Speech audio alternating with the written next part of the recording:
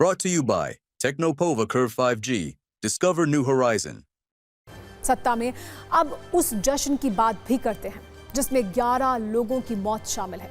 एक cricket tournament की जीत पर दीवानेपन ने 11 इंसानी जिंदगियों को रौंद दिया और इसकी वजह बनी प्रशासन और सरकार की बदइंतजामी और नाकामी। लेकिन इस घटना के 24 घंटे बीत जाने के बाद भी इस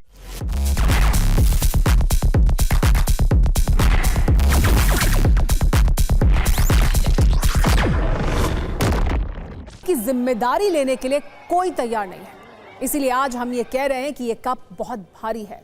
इसमें 11 मौत का बोझ है, सिस्टम की गैर जिम्मेदारी का बोझ है, भगदड़ के साथ चलते रहे जश्न का बोझ है। यानी पहले फ्री पास मिले, फिर मुफ्त में मौत मिली। इस जश्न के कारण पहले 11 लोगों की जान गई और अब मेरी भगदड़ वर्सेस तेरी भगदड़ वाली राजनीति हो रही है। कोई इस भगदड़ की तुलना कुंभ से मची भगदड़ से कर रहा है, तो कोई नई दिल्ली रेलवे स्टेशन पर मची भगदड़ को याद दिला रहा है। लेकिन सवाल यह है कि पुरानी घटना को याद कर लेने से 11 लोगों की जान वापस नहीं आएगी।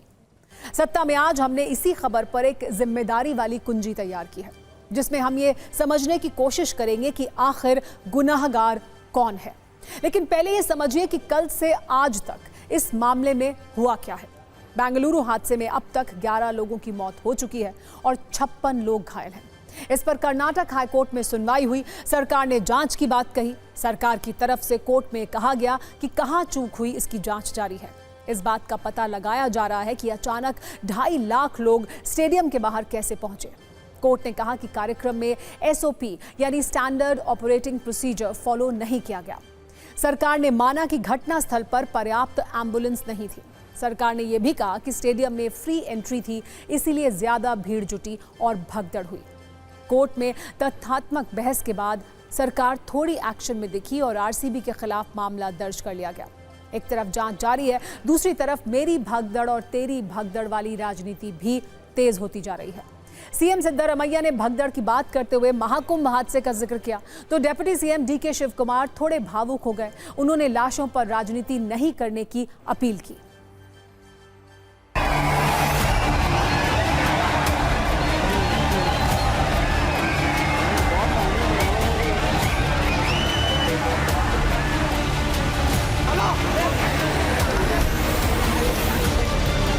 ಬೇಕಾದಷ್ಟು ಕಡೆ ನಡೆದಿದ್ದಾವೆ, ಆದರೆ ನಾನು ಎಲ್ಲನೂ ಈಗ ಡಿಫೆಂಡ್ ಮಾಡ್ಕೊಳ್ಳೋಕೆ ಹೋಗಲ್ಲ. ಅಲ್ಲಿ ನಡೆದಿದ್ದಾವೆ, ಹಿಂದೆ ನಡೆದಿತ್ತು, ಇದರಲ್ಲಿ ಕುಂಭಮೇಳದಲ್ಲಿ ನಡೆದಿತ್ತು ಅಂತ ಹೇಳಿ ಇಲ್ಲಿ ಡಿಫೆಂಡ್ ಮಾಡ್ಕೊಳ್ಳೋಕೆ ಹೋಗ್ತಾ ನಾನು ಹೋಗಿದ್ದೀನ. ಕುಂಭಮೇಳದಲ್ಲಿ ಎಷ್ಟು ಒಂದು 50-60 ಜನ ಸತ್ತಿದ್ರು. ನನಗೆ ಐ ಆಮ್ ವರಿಡ್ ಅಬೌಟ್ ಆ ಪಾಪ ಮಕ್ಕಳು, ಆ ಚಿಕ್ಕ ಮಕ್ಕಳು ಭಾಳ ನಾನು ನೋಡಿದೆ 15 ವರ್ಷ ಮಕ್ಕಳು ಎಲ್ಲ ಈ ರೀತಿ ಆಗಿದ್ದು. ಈ 10 ಜನ ನಾನು ನೋಡಿದ್ದೀನಿ ನನ್ನ ಕಣ್ಣಲ್ಲೇ. ಯಾರು ಯಾವ ಫ್ಯಾಮಿಲಿನೂ ಡೈಜೆಸ್ಟ್ ಮಾಡ್ಕೊಳ್ಳೋಕೆ ಸಾಧ್ಯ ಇಲ್ಲ. ಪೊಲೀಸ್ ಕಮಿಷನರ್ ಅವರು ನನಗೆ ಇಮಿಡಿಯೇಟಾಗಿ ಒಂದು 10 ಮಿನಿಟ್ಸಲ್ಲಿ ಕ್ಲೋಸ್ ಮಾಡ್ಸೋಕ್ಕೆ ಒಂದು ಮಾಡಿ ಅಂತ ಹೇಳಿದ್ರು. ಇಮಿಡಿಯೇಟ್ ನಾನು ರಶ್ ಮಾಡಿದೆ ಅಲ್ಲಿಗೆ. I have to advise him not to compare Mahakumbh incident with this incident. Here, because of the state government failure, police officers advancedly advised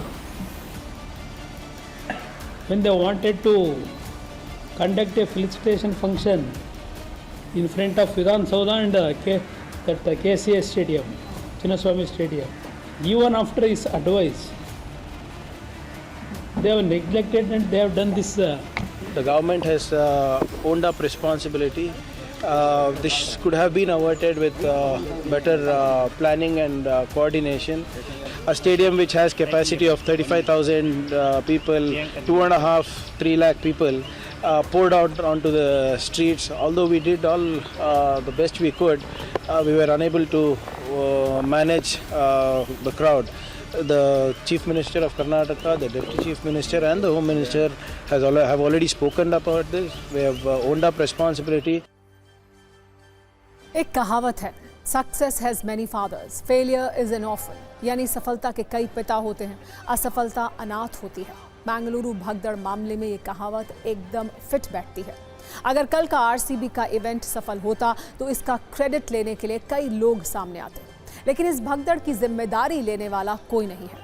दरअसल भारत में किसी हादसे की जिम्मेदारी एक जलेबी की तरह होती है, जिसका कोना और छोर आप ढूंढते रह जाएंगे लेकिन वो मिलेगा नहीं।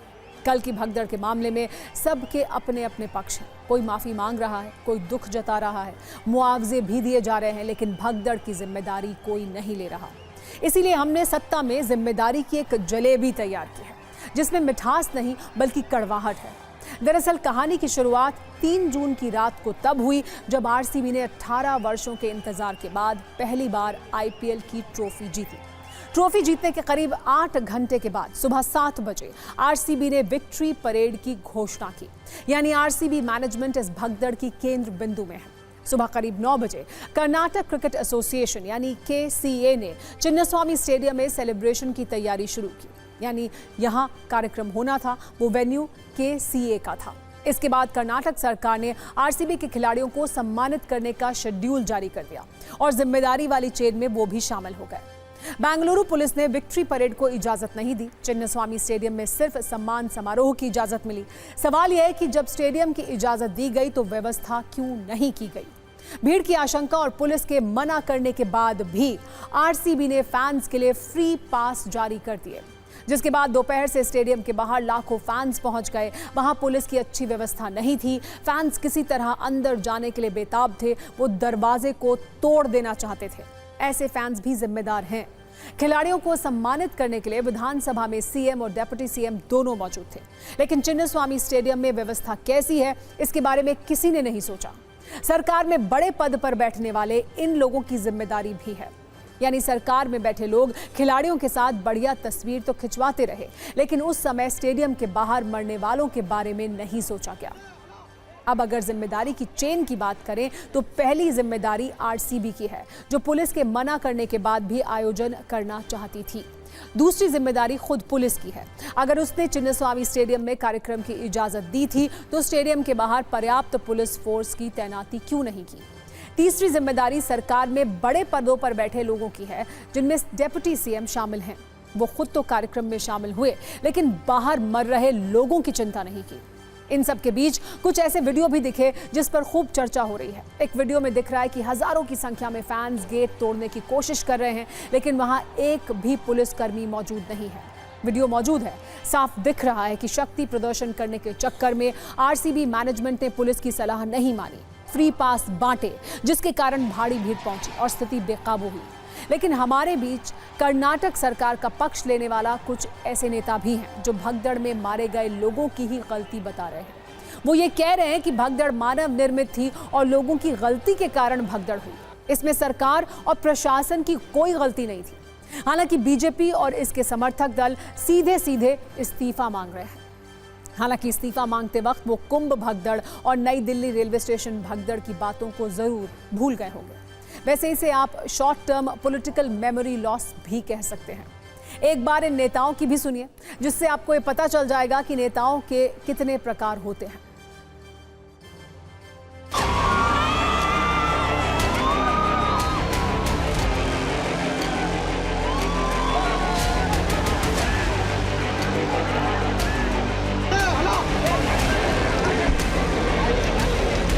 देखो, जिम्मेदार कोई नहीं, जिम्मेदार हम भी, जनता भी। हाँ, ओवर क्राउड हो जाता है, लोगों को भी समझना चाहिए। कुंभ में क्या हो गया? कुंभ में यही हो गया, जोरदार मार्केटिंग कुंभ की चले, चलो कुंभ। व्यवस्था क्या थी? ये तो क्रिकेट का कोई जीत गया, कोई टीम, लाखों लोग जमा हो गए। सरकार क्या क्या करेगी, ये भी कभी कभी सवाल पूछना चाहिए कि किस मुंह से सिद्धरमैया जी ने कहा कि such incidents keep on happening. क्या सिद्धरमैया जी रिजाइन करेंगे?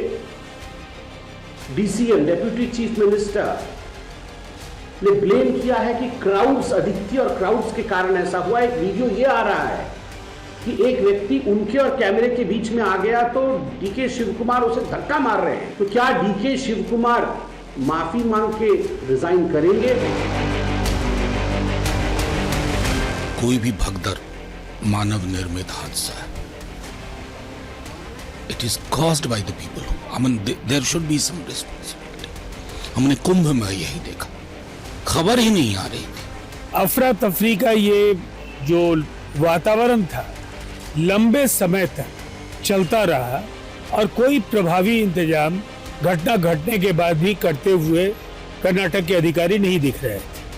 कर्नाटक सरकार की विफलता है और मुख्यमंत्री सिद्धारमैया की इस्तीफे की जनता दल यूनाइटेड मांग करती है। इन सब के बीच सरकार और आरसीबी दोनों ने पीड़ित परिवारों के लिए 10-10 लाख के मुआवजे का ऐलान किया है। लेकिन आप खुद सोचिए, जो 11 लोग मरे हैं उनमें सभी 35 वर्ष से कम के थे। भूमिक नाम का लड़का, उसकी उम्र 20 वर्ष थी। सहाना 25 वर्ष की थी। शिवलिंगा 17 वर्ष का था। मनोज की उम्र 33 वर्ष थी। श्रवण 20 वर्ष का था और प्रज्वल भी सिर्फ 20 वर्ष का था। क्या कोई 10 या 20 लाख रुपए इन परिवारों के दुख को कम कर पाएगा? सरकार के मुआवजे से नाराज लोग ये पूछ रहे हैं कि वो 50 लाख रुपए दें तो क्या उनका बेटा वापस मिल जाएगा? दरअसल भारत में भगदड़ और भगदड़ की मौत की जिम्मेदारी लेने की कोई परंपरा नहीं है। 2024 यूपी के हाथरस में सूरजपाल उर्फ भोले बाबा के सत्संग कार्यक्रम के दौरान भगदड़ मच गई थी, जिसमें 121 लोगों की मौत हो गई थी। बाबा सूरजपाल की गिरफ्तारी नहीं हुई, किसी ने जिम्मेदारी नहीं ली, किसी बड़े अधिकारी या नेता का इस्तीफा नहीं हुआ। इस वर्ष 29 जनवरी को महाकुंभ के दौरान भगदड़ मची थी। 30 लोगों की जान गई, किसी ने जिम्मेदारी नहीं ली, किसी बड़े अधिकारी या नेता का इस्तीफा नहीं हुआ। 16 फरवरी को महाकुंभ के दौरान ही नई दिल्ली रेलवे स्टेशन पर भगदड़ हुई। 18 लोगों की जान गई, इसकी भी किसी ने जिम्मेदारी नहीं ली, किसी बड़े अधिकारी या नेता का इस्तीफा नहीं हुआ। जून 4 को बेंगलुरु में भगदड़ हुई, 11 लोगों की मौत हुई, किसी ने जिम्मेदारी नहीं ली, किसी बड़े अधिकारी या नेता का इस्तीफा नहीं हुआ। हालांकि इन सब के बीच जिसके फंसने की आशंका सबसे ज्यादा है वो है अज्ञात, क्योंकि अज्ञात कारणों की जांच होगी, अज्ञात वक्त तक जांच चलेगी और लंबी जांच के बाद अज्ञात को दोषी ठहराया जाएगा और जांच की फाइल बंद हो जाएगी। लेकिन 11 जिंदगियों को इंसाफ मिल पाएगा, इसकी उम्मीद बहुत कम है। Brought to you by Technopova Curve 5G. Discover new horizon.